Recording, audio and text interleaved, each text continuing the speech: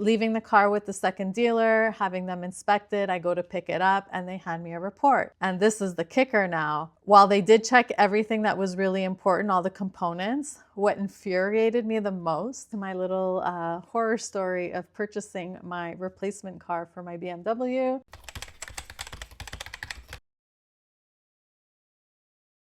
I am ready to come out and talk about my purchase of my Honda that I replaced my BMW with most recently. The previous post was a tribute video to my BMW, which I cherished and I adored. I was able to drive it for 10 years. I got the experience of being a BMW owner, but that chapter's closed now and I enjoyed it. But I'm back to being a basic car owner now, and all I want is reliability and something that is going to get me from point A to point B and be safe to drive, and that I don't have an engine that blows up, and you'll understand why. So I drive about 45 minutes out of the city to a dealership in an area where it's very family oriented. This feels like a good place, trustworthy to go and buy a car from. It's not like a big city where turnover is humongous, and I should be able to have like a decent car that's not as city driven. It would be more rural, highway driven. So for me, my train of thought is picking up a car outside of the city to get most value for it. Upon going to the dealership, I expressed my want to test a few of their CRVs, and I felt like the salesperson was kind of like, really, you want to test? Are you looking to purchase? And I'm like, yeah, obviously, like I'm here with a car that is ready to be traded in and I want to test drive and see whether this CRV is for me. So he says, okay, here's my list of inventory. He lets me choose one that I find interesting and he goes and gets it for me, hands me the key and he says, go for a spin. I'm like, okay. Funny enough, I had test driven some other cars at other dealerships before this and not one of them let me go by myself to test drive it. This one handed me the key and said, go around the block, come back when you're ready. So I did. It was obviously different from my BMW. Can't compare, won't compare, but it was fun. It felt like it had some pep to it and steering was nice and easy and really nothing to say, except when I was starting to drive back to the dealership, the low tire pressure signal went off. Okay. Low tire pressure. It's possible these cars often sit on the lot for a little while and likely needed to have its tire pressure readjusted. So when I brought the car back, I gave the keys to the salesman and I said, hey, car's great, but your light for the tire pressure went on. You might want to check that. I'm not sure yet whether I'm interested in this one. Can I try another one? So he gives me keys to another CRV, which is a newer model. It is a 2023, different body design, different interior design. The seat wasn't as comfortable. I actually did not like the new dash, the way the new dash looked. It has like a honeycomb straight shape to where the air vents are. When I saw pictures of it online, it seemed okay, but in person, I'm like, that's different. And the whole atmosphere of the car didn't feel right for me. So it just didn't feel comfortable. So I went back with the car, handed over the car keys, and I said, you know what? I kind of like that first one I drove quite a bit. I think it feels right for me. Let's talk negotiation, what you can do for me. I do want to trade in my BMW. I'd like to know what's the best deal you can give me. So he looks at me and he goes, well, how much do you want for your BMW? Thought for a second and I threw out a number. I said 5,000. Says, okay, 5,000. Let me go talk to my sales director and I'll come back and let you know what we can do. So I sit there waiting. He goes maybe, I don't know, 5 minutes, comes back. Now he's a little bit more cheery and he's like, hey, I got great news. We're going to give you 4,700. And essentially what we're going to do is put 4,000 down off of the price of this car that you're interested in. And then the taxes will offset it, which will be close to 4,700. And in my mind, honestly, I was expecting to get about 2,000 to 3,000 for this car through a dealership because they will never give you full face value of what it's worth on the market if you were to sell it yourself. But I knew in my heart, I did not want to sell a car in the shape that it was to any individual that might buy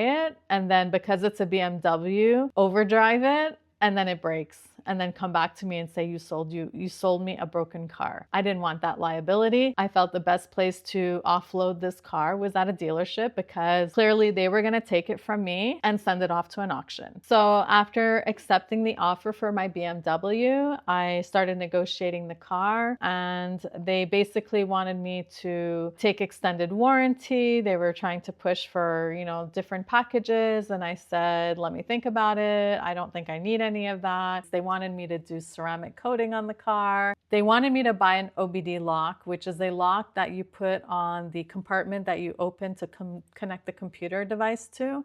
And I said, no, I don't need that. I never had that. The only thing I need is the tracking called tag for my car. That's what my insurance company requires to give me the best rate. I tend to just take the car in its condition, and when it needs a repair, I pay the repair. And these extended warranties can get very expensive. I think it would have cost me like an extra $3,000 for like another 3 to maybe 5 years of warranty. And I just didn't feel it was worth it because there's no guarantee that you're going to have to spend that money. And even insurance shopping, the insurance company also wanted to upsell me. They're like, oh, you can get this value for loss. If ever your car is stolen or declared a complete loss, we will cover the full cost of the car up to whatever term you would take. If it was 2, 3, or 4 years, that would have been like another $1,500 to have this added insurance.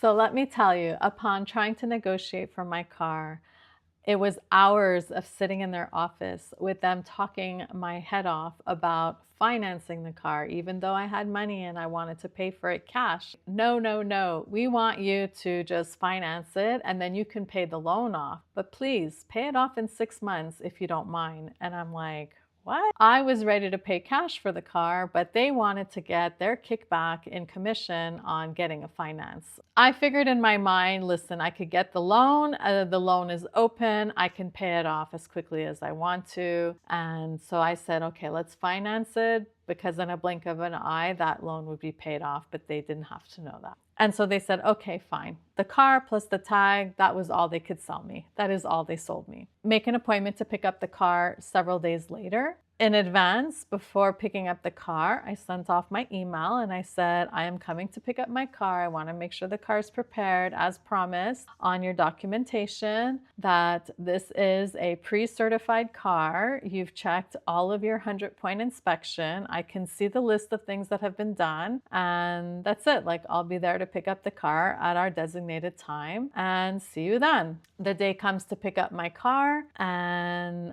I go through a ton of paperwork, signing off everything. Now the lady is presenting me with the keys to my new car, and she goes, here's your keys. Oh, this here is for the OBD lock. And I'm like, I didn't ask for an OBD lock. Did you charge me for one? Oh, no, no, no. It came with the car. It was already installed.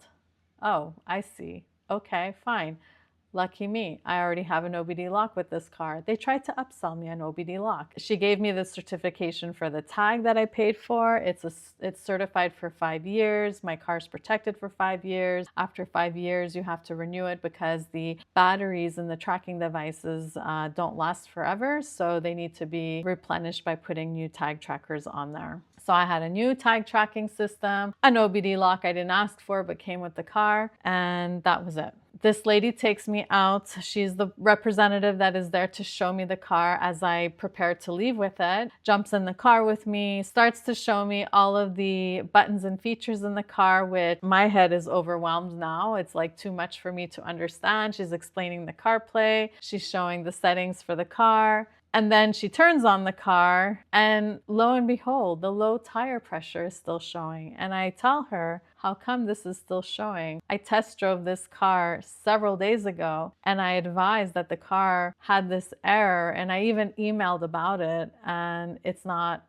fixed. Like, why is it on? Oh, don't worry. Right away, the lady was like, it's okay, it's okay. I just need to reset it. Trust me, the car went through its thorough inspection. It was in and out of the garage even this morning, and they just forgot to reset it. So she goes to the TPMS feature and resets that. The warning sign goes away. And then she's looking at it. She says, oh, they didn't reset any of the previous owner's maintenance minder. She'll just reset that one too. So she resets it. And then she's like, don't worry, everything's fine. We've checked the car. We're good. She says, I leave you now with the keys. Enjoy your car. Have a nice night. She gets out of the car. She goes back into the office. I'm feeling a little bit, not hesitant, but like just a little anxious and overwhelmed. I go to put my arm on the armrest of the car, and my arm slips, the whole lid of the console. So you have the armrest between the two seats. There's a lid basically that you can lift up and down. It's out of its place. It's in my hand instead of it being on a track secured. It's literally fallen off. I have like a little mini panic and I'm like, what? I take the part, I get out of the car, I go inside back into the office and I say, madam, this is not connected. Like, this is my console for my car and it seems to be broken off. Oh, she looks at me. That's really strange. She looks over to the corner where the salesperson that I dealt with prior was still sitting at his desk. And she says, come with me. Let's go and see what's wrong with her console. She's about to leave with her new car. And so they both come out, they go look at the car and they're like trying to jiggle it back in its place. And they're looking at it and they're like, oh, gee, we're really sorry. Don't worry. We're going to fix it. Right away, they come to reassure me and they say, we're going to open a ticket for it right away. This is a non-conformance to the inspection and what we've certified. We'll fix that. Don't worry about it. You go home and enjoy the rest of your night and we'll call you back. Okay. I drive home that night again, a little bit feeling, like, okay, the tire pressure, the console, it's not that bad. I can live with it. It's okay. These things happen. I don't expect perfection. It's not a brand new car. It's a used car, right? Like, I can't get that picky. So I go home, I park the car, and the next morning, I'm working from home that day. So I get a call and I answer it and they go, hey, we're just calling you from the dealership. We have a ticket here for you because your console's broken and you need to have it replaced. And I said, yes. Well, can you come back and show us the console so that we can order the right part? I'm like, okay. I was just there last night. I'll come back this morning so that you can take the right part number and order it for me. Thank you very much. I drive the car all the way back out of town, 45 minutes, but this time there's traffic because it's during the day and it actually took more like an hour and a half to go. Get there. It literally took the guy 2 minutes and then confirm, yeah, we'll replace it, we'll take the part, we'll order it, and we'll call you when it's ready to be reinstalled. I take my car now, go back home, back on the highway, I'm driving. And this time I'm driving and I'm noticing a bit of a pull to the left. So driver's side, left tire seems to be pulling me to the left. And I'm like, why? This is weird. It feels like something's out of alignment all of a sudden. Like, why? Like, I drove the car last night, this morning. I'm back on my way home and it's like pulling to the left. I don't even want to think about it right now. I'm just like overwhelmed with a purchase, a big ticket purchase. Like, I don't know if you get like that when you do like big transactions, but it's like buying a new house, buying a car. Like, it's almost overwhelming that like your body needs to just re-regulate itself for a moment there. It's a lot of money. It's a lot of money you've spent. So I park my car back at home, go back to doing my work. I have to make up my time now. I'm working from home that day. It's a Friday. I forgot to mention that. I picked up the car on a Thursday night and it's a Friday. And by the time I'm done work, it's maybe 6 or 7 o'clock. I would say it was closer to 7. It was about 7 o'clock at night, I remember. I decide to go for a walk. I step outside. I walk by my car and I'm like, that's odd. My front tire on the driver's side looks like it's got a lot less air than it should.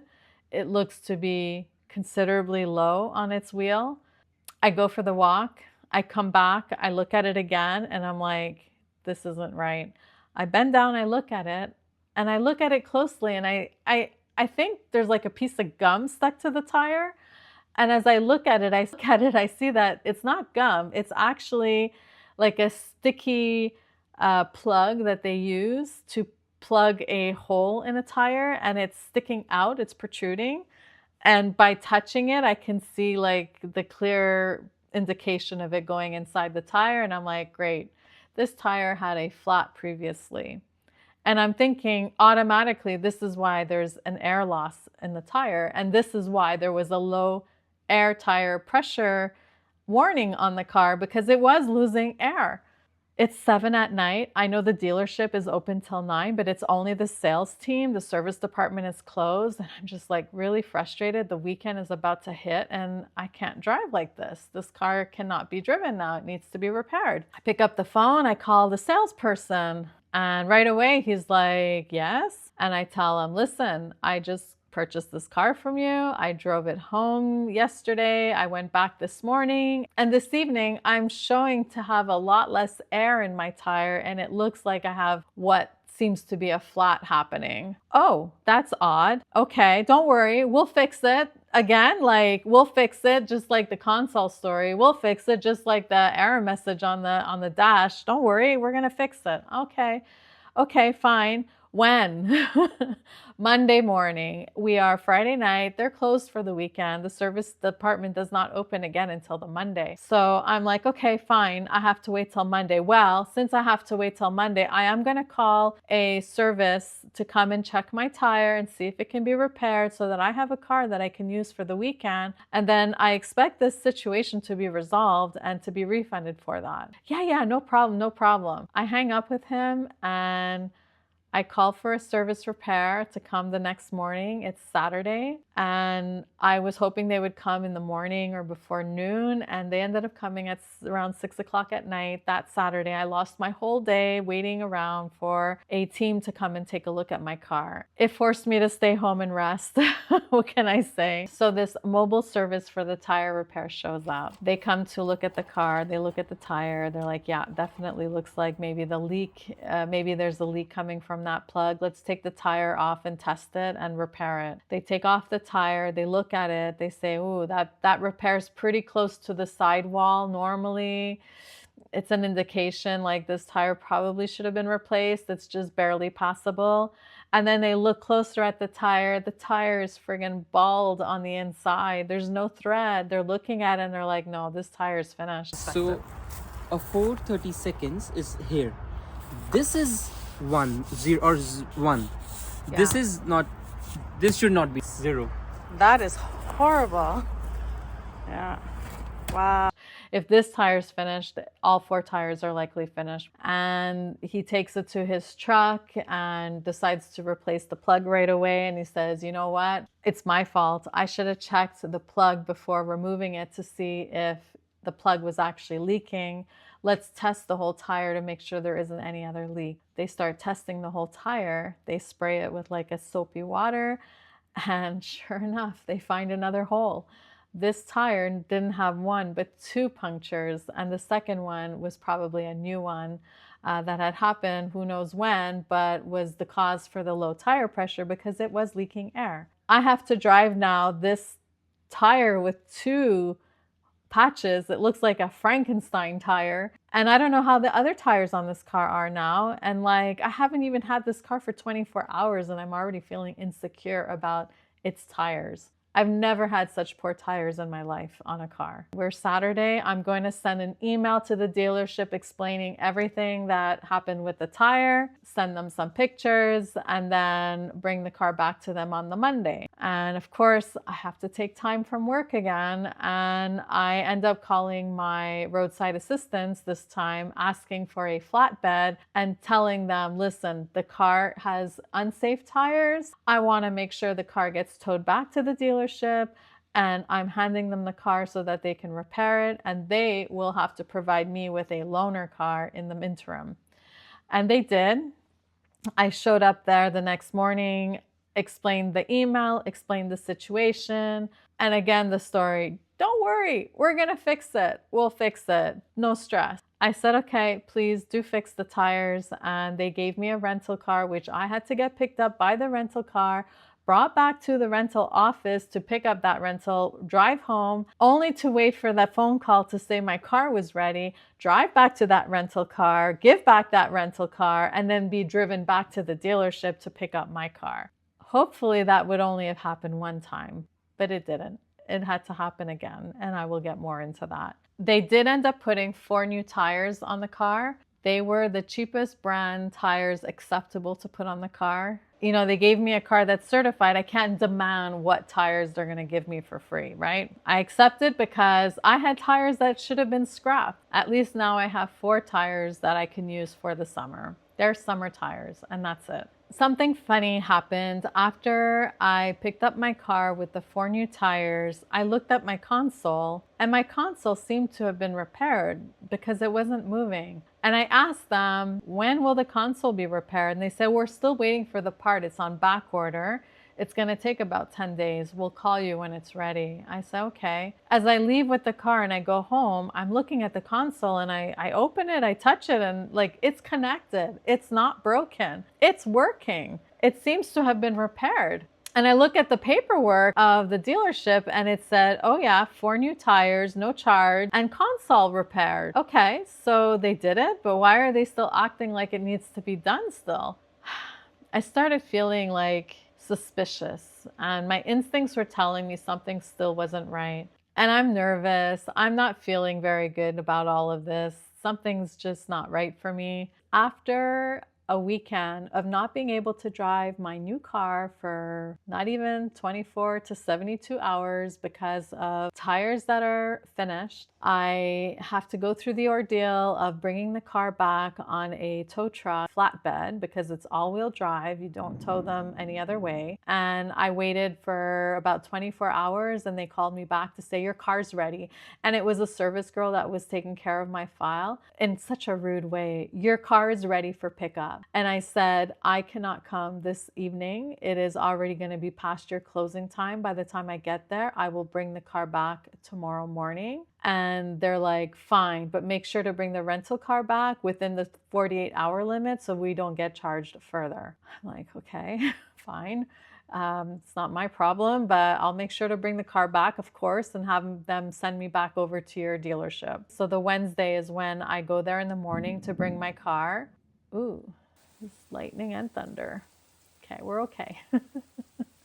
It's just really dark outside and it's like stormy. But anyways, this is a good time to talk about this horror story of a car experience. So I leave the dealership with my car with 4 new tires. I'm like, okay, at least I can drive for the summer on something that is suitable, even though they're not tires to my standard, because I'm telling you, they put the cheapest tires they could get away with on this car. I'm starting to see that I also need to stop and put gas in the car for the first time because the car was not even given to me with a full gas tank. I get close to home. I find the closest gas station that I could stop at to top off my car. And now I'm trying to figure out how to open the little door to my gas tank to be able to fill it. And in my BMW, it was just a question of pushing on the door while the car was unlocked and it would open up. And here I'm like trying and trying. I look inside the car. I'm starting to feel like I'm not seeing very well. Like I'm feeling overwhelmed and like almost dizzy. I can't figure out how to open it. I'm like, I can't even put gas in my car. Like, what the heck? I decide to get back in the car and I'm starting to feel shaky. I feel like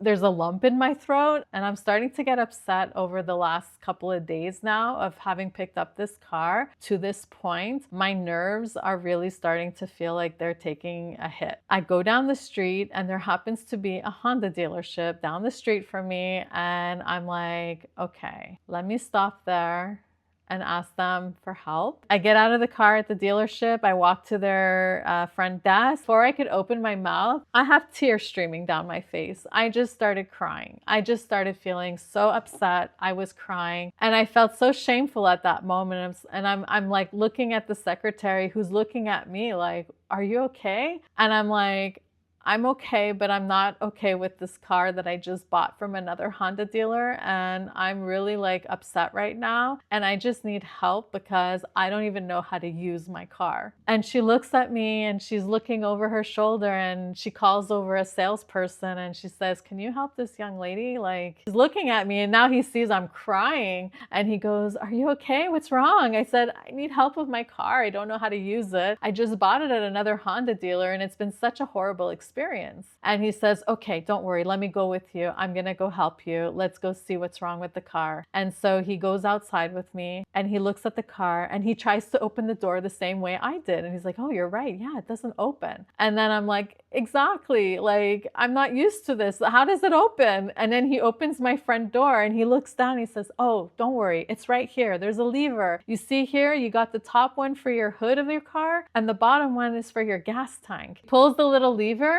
and the door opens up. And I'm like relieved, laughing now. And I'm like, I am so sorry. I wasn't sure what was going on here. I had to put gas. And then I kind of went over a little bit of the history of what had happened. And he's like, I'm really sorry. He says, like, if you're still not comfortable with the car after a little while and you really don't want to keep it, like, come back and see me. We'll see if we can trade you in for something else. You know, I'm more than happy to help you. And if you're really worried about how the car is running for any reason, like, you can go across the street to our service team. They'll take care of you. And I'm like, yeah, you know what? That's a good idea. I'm going to go talk to the service team. So I cleaned up my face. I took a deep breath and I drove across the street, parked at the service department, walked inside and met with one of the ladies there, super nice lady. And I'm like telling her my situation now. The car's supposed to be in good condition. I'm not so sure anymore. And she looked at me and she said, yes, I think I agree. You should just have the car re-inspected and make sure you didn't get a lemon and that everything is okay. And so here's where the story is going to stop for a moment because it is storming so hard right now. I'll flip the camera to show you, but my battery's about to die, so I'm going to have to charge that. And then I'll pick up the story from the second inspection report and tell you what happened next. So right now there's another rainstorm just passing through. So my car is getting a good little wash right now without me having to do any scrubbing.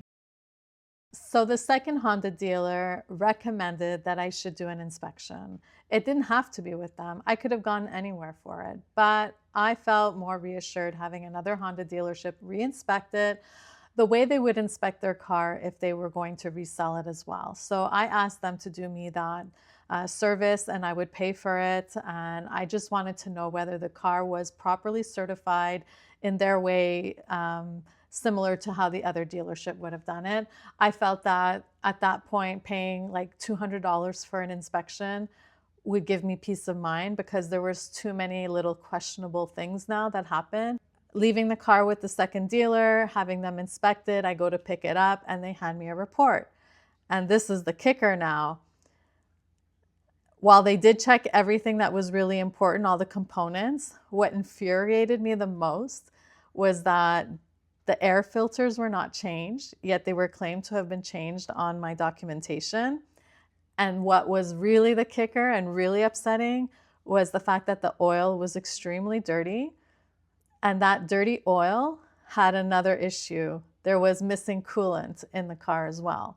And having coolant below the minimum level, which means it was not filled to the line that it should have been, it was below that, could have been a classic symptom for a mix of oil and coolant inside the engine, which could destroy the car in time.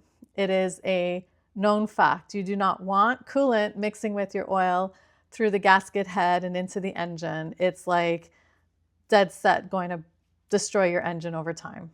So that left me really wary, and I had no choice but to re-email the other dealership that I purchased from and bring to their attention, first of all, that for the most part, that the oil change was questionable because the condition of the oil was really dirty and that was not normal. And that was a really big red flag for me. And then the oil and the possible missing coolant, it was highly recommended to have a diagnostic done to the head gasket, whether they liked it or not. They needed to do this now. I was still within 30 days of purchase and I didn't want to have a lemon on my hands. So they agreed to take the car back. They were a little defensive and a little reluctant, but they said, that's fine. We will change the oil. We'll fix the filters. We don't know why the filters weren't changed because they were there, but for some reason that line item on that paperwork had disappeared. And I found that so strange, so odd. I'm like, you guys do not know what you're doing in your service department. You are all over the place with what you're promising and delivering.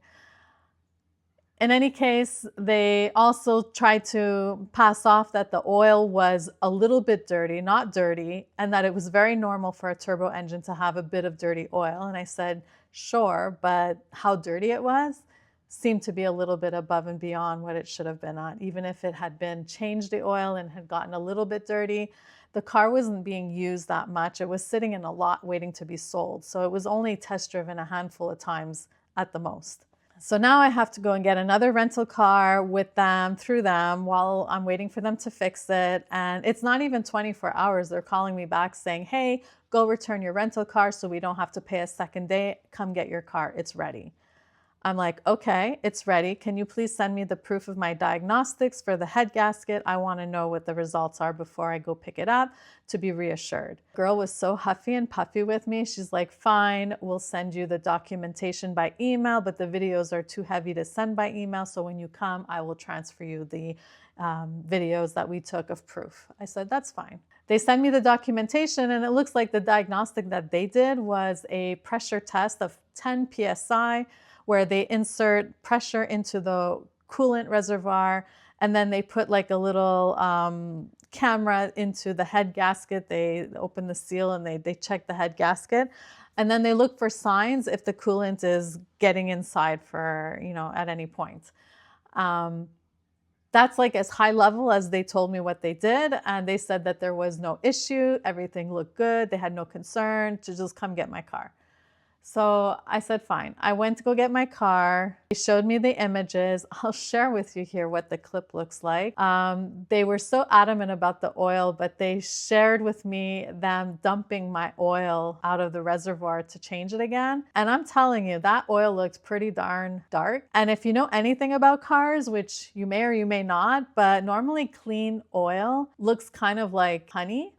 Whereas when it starts to get dirty, gauge of like honey to black coffee with no milk. And we were looking at like something that looked pretty close to black coffee. So after I take my car back, I immediately called the other Honda dealer and I said, listen, I want to book an appointment as soon as possible. I want to get my head gasket diagnosed properly just to make sure I do not have a lemon, because I've documented my situation. Everything is being tracked now. I have a case open with Honda Canada. I just want reassurance that the head gasket is 100% clean, safe, there's no issue. And they said, no problem, bring us the car. Obviously, it's something I had to pay out of my pocket. Brought the car to them. They did their diagnostic. And the good news is the car was good. They properly did the diagnosis. They showed me the pictures of the 4 gasket heads. Or you know what? I'll put it up on the screen here just so you could see what the tests look like. And then, so I felt reassured. I was happy. I'm like, finally, I have some closure here. Oh my goodness. I totally missed out one of the other things that was broken that they had to fix. My air conditioning. There was a pipe for the air conditioner that had a lot of condensation. There was a leak on one of the valves. So the valve and the pipe needed to be replaced. So that went back onto the dealership that I purchased from. They had to fix that as well, which they also said, oh, we don't know how we missed that. We looked at everything and that shouldn't have been an issue. But it was an issue. And it was something they checked off in the certification process that it was working fine and that it was like new. Never again will I ever go to that dealership for anything, not for servicing, not for purchasing, and I will not recommend them to anyone. If anybody locally is watching this story and wants to know which Honda dealer, hey, message me directly and I'll share with you not to go to them because it was a horrible experience. When I spoke with Honda Canada after, I re-explained the situation and I said, look, I managed to get my refund for my tire repair at the beginning of the situation, but the service director had said, hey, we're like, as an apology for having missed a few things, they would give me a refund. The inspection that I did, which was like another $200 plus tax. And I gave them a solid 2 weeks and no check came. When I asked for the refund of my tires the first time, I got a check in 3 days. I gave them 2 whole weeks, nothing came. So I felt like they were trying to get away with giving me back my money on the second inspection. And so I told the Honda dealer, the only way you're going to close your case is you call them back and say, I'm still waiting for my check and I expect to get a check. 3 days later, I got my check in the mail. Now, the only thing that I will accept any flack for is that I did not pursue them to pay for the diagnostic fee that I paid to have done at another Honda dealership, because they did theirs to their standard. And I realized right away that their standards are very low, very scummy. They do the minimum to do whatever they have to do and expect to get paid the maximum. And I just did not trust them. And I just did not want to have another argument about it, although I'm pretty sure I was in the right. And I'm pretty sure I deserve to get back that money as well, because what I had to go through was not okay. I do still think maybe I should go and do a Google review to say, beware, because I didn't even tell you this part, but when I asked for my refund for my tires, the director of the sales department said, oh, you want your refund? That will make you happy? How about you do me a favor in exchange by leaving me a positive Google review? What? I said, never. I will not leave a positive review. This was not a positive experience. This was not okay. I want my refund. And that refund didn't come right away at that point. It was when I called back and went to go pick up my car again that I said, I expect my refund. And that's when I opened my case with Honda Canada. And I think they realized right away that Honda Canada was getting involved and they sent that check.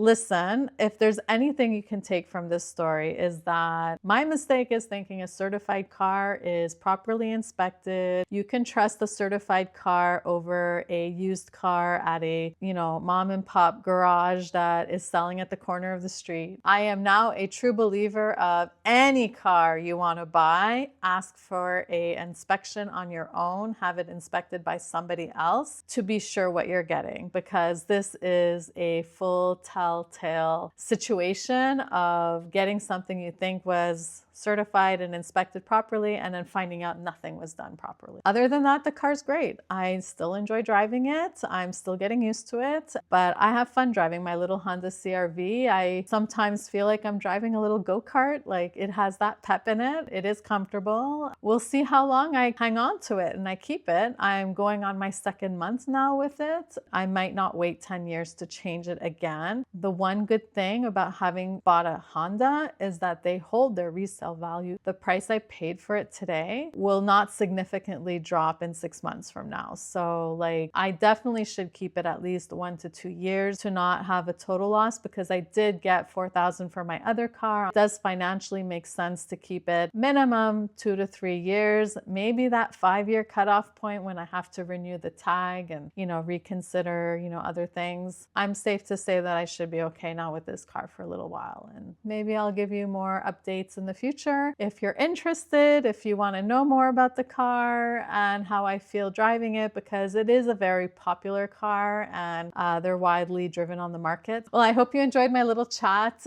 Sorry, it's a little bit longer than I expected, but on that note, I want to thank you for sticking around and listening to my little horror story of purchasing my replacement car for my BMW. And something I want to bring up that really bothered me is I didn't have really anybody else that I could depend on to help me with this purchase. I am a 47-year-old woman out shopping for a car on my own, which is already a problem because I did feel like I was taken advantage of. What does she know about filters and oil changes and tires? This girl's gonna take that car and go off and then just fix whatever she has to fix later. I felt like that dealership had a one-up on me, thinking that they probably get away with these little things that they don't complete and they don't do, thinking that the person is not going to come back after them and ask them to change it or fix it. And their motto, or motto, whatever you want to call it, of don't worry, we'll fix it, which is what they're always saying, is like them hiding the fact that, yeah, they fix whatever once it comes to light that it's been a problem, rather than being proactive and preventative and making sure that the car is to its highest standard before handing it over to the customer. They hand the car over with whatever quirks and problems it has and hope for the best that they don't have to do more than the minimum. And that's just really shady. That is not cool. You pay already a premium for a certified car. You should at least get damn new air filters and an oil change. I just want to take a moment here to say that my name is Andrea. I'm a 47-year-old living with my mother, taking care of my mother. I am in the process of doing travel vlogging. I don't always have a chance to travel. I'm in a slowdown right now, taking care of other things. And I just went through this car situation, and I figured it would fit into this channel because it's my midlife dream miles. And for me, going the mile is driving, flying, cruising. And I just thought it was fitting to explain what my current situation is right now, since I am not in the moment of traveling, but fixing my car problems. So thank you so much for sticking around. I hope you enjoyed my story. And I would love to hear if you've had great experiences or really bad experiences like me.